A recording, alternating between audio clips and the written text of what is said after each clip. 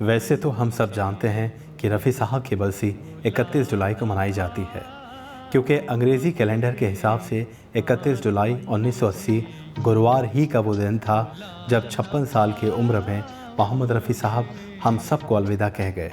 Islamic यानी हिजरी calendar के हिसाब से देखा जाए तो वो रमज़ान का महीना था और आज ही का वो दिन था, यानी 18वां रोज़ा और सन 1400 हिजरी।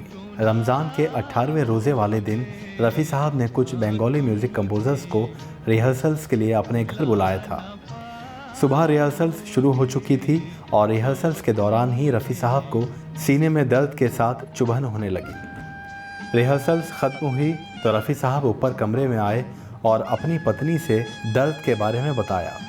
रफ़ी साहब को लगा कि ये एसिडिटी का दर्द है, लेकिन जब थोड़ी देर बाद हालत बिगड़ी तो रफ़ी साहब की पत्नी ने अपने भाई ज़हीर साहब से कहकर डॉक्टर को बुलवाया।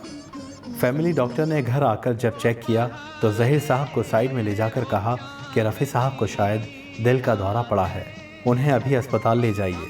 रफ़ी साहब ने एम्बुलेंस से जाने से इनकार कर दिया और कहा कि गाड़ी से ही जाएंगे। घर से करीब रफ़ी साहब को माहिम के नेशनल हॉस्पिटल ले जाया गया और वहाँ आईसीयू में भर्ती कर लिया गया। डॉक्टर्स ने घर वालों से कहा कि इन्हें पेसमेकर मशीन लगवानी पड़ेगी जो अस्पताल में मौजूद नहीं है, और घर वालों को मशवरा दिया कि वो रफ़ी साहब को बॉम्बे हॉस्पिटल ले जाएं। घर वाले उन्हें बॉम्बे हॉस्पिटल ले जाने लगे और रास्ते में रफ़ी साहब को 3 और हार्ट अटैक हो गए। हालत और बिगड़ गई। बॉम्बे हॉस्पिटल पहुंचने पर रफ़ी साहब को ऑपरेशन थिएटर में ले जाकर डॉक्टर्स ने पेसमेकर इंस्टॉल कर दिया। रफ़ी साहब कुछ बेहतर हुए। रात के करीब 10 बज चुके थे और रफ़ी साहब की पत्नी ने उनसे कहा कि आप थोड़ा आराम कर लीजिए, आप ठीक हो जाएंगे तो हम घर चलेंगे।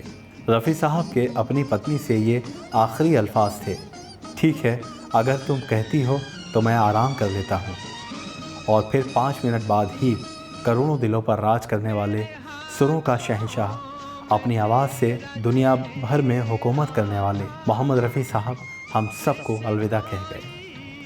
रफ़ी साहब इतनी कम उम्र में इस दुनिया को अलविदा कह देंगे, इसका अंदाज़ा किसी को भी नहीं था। लेकिन कहते हैं रमज़ान के महीने में इंतकाल करने वाले का अल्लाह के यहाँ हिसाब किताब नहीं होता। आज 40 साल बाद भी मोहम्मद रफ़ी साहब हम सब के दिलों में मौजूद हैं और हमेशा मौजूद रहेंगे।